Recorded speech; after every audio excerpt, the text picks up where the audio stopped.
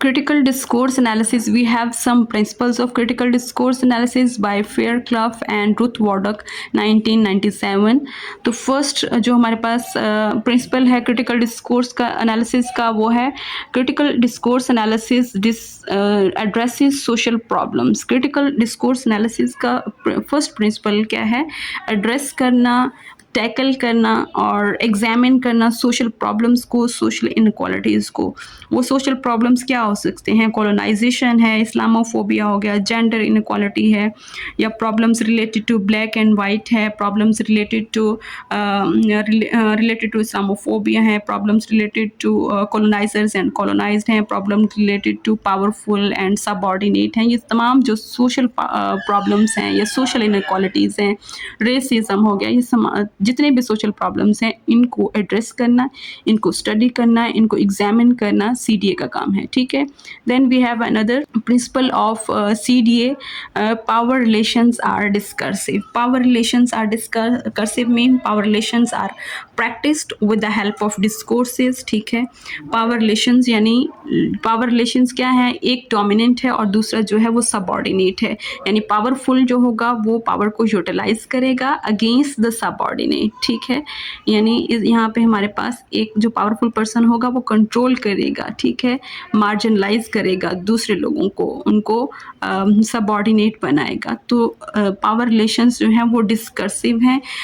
These power relations are discursive, these power relations are practiced with the help of discourses. Then we have third principle of critical discourse analysis. Discourse includes or constitutes society and culture. Discourse जो है वो interlinked है society और culture से। ठीक है। किस तरह से डिस्कोर्स प्रोड्यूस होता है? With the help of society, with the help of culture. ठीक है। किसी भी डिस्कोर्स में हम देखते हैं सोसाइटी के नॉर्म्स, वैल्यूज़, कस्टम्स, बिलीव्स, ठीक है, ये सारी चीज़ें इंक्लूडेड होते हैं। किसी भी कल्चर के नॉर्म्स, वैल्यूज़, कस्टम्स जो हैं वो सारी जो हैं वो किसी डिस्कोर्स में इंक्लूड होते हैं। इसी तरह से सोसाइटी और कल्चर जो है वो कंस्ट्रक्ट करते हैं डिस्कोर्स को, और इन रिटर्न डिस्कोर्स जो है वो एक सोसाइटी और कल्चर जो है वो कंस्ट्रक्ट करता है। तो ये हमारे पास एक 2-वे प्रोसेस है, यानी एक रिलेशनशिप है बिटवीन डिस्कोर्स एंड सोसाइटी या कल्चर। ठीक है।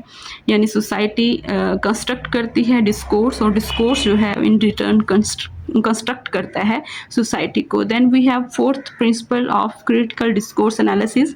क्रिटिकल डिस्कोर्स एनालिसिस में हम discourse also does ideological work, यानी जो डिस्कोर्स है उसके थ्रू हम देखते हैं कि आइडियोलॉजीज़ को प्रोड्यूस किया जाता है। In the other words ideologies are often produced through discourses, यानी डिस्कोर्स के थ्रू आइडियोलॉजीज़ को प्रोड्यूस किया जाता है with the use of language, यानी लैंग्वेज को यूज़ करके डिस्कोर्स प्रोड्यूस किया जाता है। और उस डिस्कोर्स में हम डिफरेंट आइडियोलॉजीज़ देखते हैं, हिडन आइडियोलॉजीज़ होती हैं, पॉलिटिकल जो पावरफुल लोग होते हैं उनकी आइडियोलॉजीज़ होती हैं, चाहे वो पॉलिटिकल आइडियोलॉजीज़ हों, रिलीजियस आइडियोलॉजीज़ हों, सोशल आइडियोलॉजीज़ हों, या फिर वो इकोनॉमिक आइडियोलॉजीज़ हों। डिस्कोर्स इज़ हिस्ट्री, यानी डिस्कोर्स जो है वो एक हिस्ट्री है। विदाउट हिस्ट्री डिस्कोर्स नहीं होगा। हर डिस्कोर्स के साथ कोई ना कोई हिस्ट्री लिंक्ड है। अगर पाकिस्तानी डिस्कोर्स है तो उससे पाकिस्तानी हिस्ट्री लिंक्ड है, इंडियन डिस्कोर्स है तो इंडियन हिस्ट्री जो है उसके साथ लिंक्ड है, अगर वो वेस्टर्न डिस्कोर्स है तो उसके साथ वेस्ट की हिस्ट्री लिंक्ड होती है। डिस्कोर्स जो है हिस्ट्री के बगैर कुछ भी नहीं है। ठीक है। Then we have sixth principle of critical discourse analysis, the link between text and society is mediated. Text और सोसाइटी या डिस्कोर्स और सोसाइटी जो हैं वो मीडिएटेड हैं, एक दूसरे को शेप करते हैं, एक दूसरे को कंस्ट्रक्ट करते हैं। यही वही पॉइंट है जो हमने थर्ड वाला डिस्कस किया था, यानी जो टेक्स्ट है या डिस्कोर्स है वो क्या है? सोसाइटी से लिंक्ड है। सोसाइटी जो है वो डिस्कोर्स को कंस्ट्रक्ट करती है, टेक्स्ट को कंस्ट्रक्ट करती है, और इन रिटर्न डिस्कोर्स या टेक्स्ट जो है वो सोसाइटी को कंस्ट्रक्ट करता है। CDA is interpretative and explanatory. ठीक है। क्रिटिकल डिस्कोर्स एनालिसिस जो है वो उसमें हम जस्ट जो है वो टेक्सचुअल एनालिसिस नहीं करते, यानी लैंग्वेज का एनालिसिस नहीं करते, बल्कि हम उस लैंग्वेज को इंटरप्रेट भी करते हैं, लैंग्वेज को एक्सप्लेन भी करते हैं। यानी जस्ट हम किसी डिस्कोर्स का टेक्सचुअल एनालिसिस नहीं होगा उसमें, जस्ट हम उसको लिंग्विस्टिक्स एनालिसिस नहीं करेंगे, बल्कि हमने उसको सोशल और पॉलिटिकल कॉन्टेक्स्ट में देखना है, ठीक है, उसको सोशल और पॉलिटिकल कॉन्टेक्स्ट में स्टडी करना है, एग्जामिन करना है। Then we have eighth principle of critical discourse analysis. Discourse is a form of social action. Discourse जो है वो abstract form नहीं है, बल्कि एक social action है। People produce discourse, they use discourse, people may fight, they may dominate one another with the help of this discourse, they resist the power of one another. It means that their discourses are not something abstract, rather this is something very concrete. So people do not just produce discourse, rather they do discourse, they perform some social actions, they resist the social dominance or social powers of the dominant people.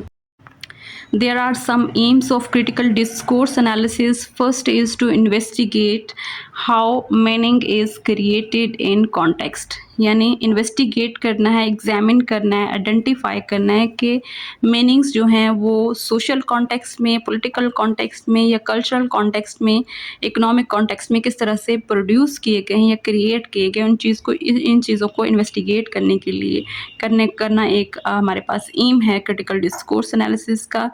Then to expose how language is used in the socio-political abuse of power।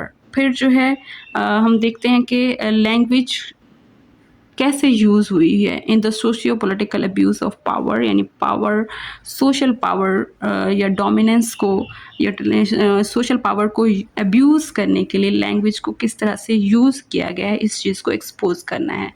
Then to uncover ओपैकनेस, यानी जो hidden ideologies हैं, जो hidden agendas हैं dominant people के, उनको uncover करना, उनको transparent बनाना, उनको क्लियर करना, ये जो है CDA का एम है। एंड पावर रिलेशंस जो हैं वो उनको ट्रांसपेरेंट बनाना है। मीन्स ट्रांसपेरेंट बनाना है किस तरह से कि power relations, who is the dominant and who is the subordinate, and how is this dominance produced or reproduced, and how are these things enacted and resisted with the help of discourse। most of the times जो hidden ideologies हैं वो hidden ही रहती हैं, opaque रहती हैं, uncover नहीं होती, transparent उनको नहीं बनाया जाता। तो discourse analysis, critical discourse analysis का एम है उन तमाम हिडन एजेंडास को जो ओपैक हैं, जो कवर्ड हैं, उनको अनकवर करना है, उनको क्लियर करना है, उनको ट्रांसपेरेंट। और जो पावर रिलेशंस हैं,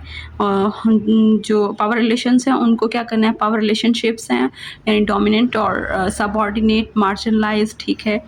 तो ये जो पावर रिलेशंस हैं, कौन जो है वो किसको कंट्रोल कर रहा है, कौन जो है वो डोमिनेंट है, कौन सबऑर्डिनेट है, ये पावर रिलेशनशिप जो है इनको हमने क्या करना होता है, ट्रांसपेरेंट बनाना होता है, ठीक है। To understand, expose and challenge the use of power by social institutions, यानी हमने अंडरस्टैंड करना है, एक्सपोज करना है और चैलेंज करना है यूज़ ऑफ पावर को, कि पावर यूज़ हो रही है by the social institution. Social institution कौन से हैं, हमारे पास मीडिया है, हमारे पास पॉलिटिक्स है, इकोनॉमिक इंस्टीट्यूशन है, रिलीजियस इंस्टीट्यूशन है, कल्चरल है।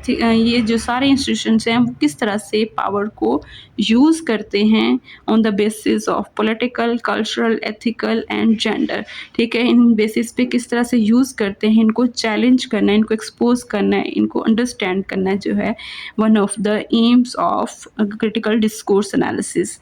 Then we have another point. The aim of critical discourse analysis is to uncover the discursive means of mental control।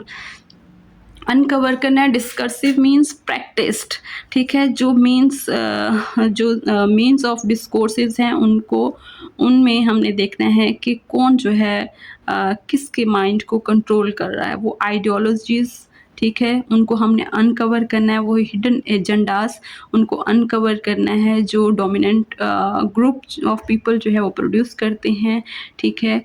वो सोशल इनक्वालिटीज़ जो डोमिनेंट पीपल जो है वो मेंटेन करते हैं, प्रोड्यूस करते हैं, इनेक्ट करते हैं, परफॉर्म करते हैं, उन सब को हमने क्या करना है, अनकवर करना है कि किस तरह से डोमिनेंट पीपल जो हैं वो सबऑर्डिनेट और मार्जिनलाइज लोगों के माइंड्स को कंट्रोल करते हैं with the help of their ideologies, with the help of their discourses. Then we have last aim of critical discourse analysis is to give voice to the marginalized people। यानी critical discourse analysis के ज़रिए हम जो है voice देते हैं, give voice to the marginalise people, जो subordinate लोग होते हैं, जो मार्जिनलाइज लोग होते हैं, ठीक है, जिस तरह से वुमेन हैं, जिस तरह से ब्लैक हैं या ईस्टर्न लोग। नेक्स्ट क्लास में हम डिस्कस करेंगे फेयरक्राफ्ट का 3 डायमेंशंस मॉडल जो क्रिटिकल डिस्कोर्स एनालिसिस से रिलेटेड है, ठीक है। So this is all for today. Thank you so much. अल्लाह हाफिज़।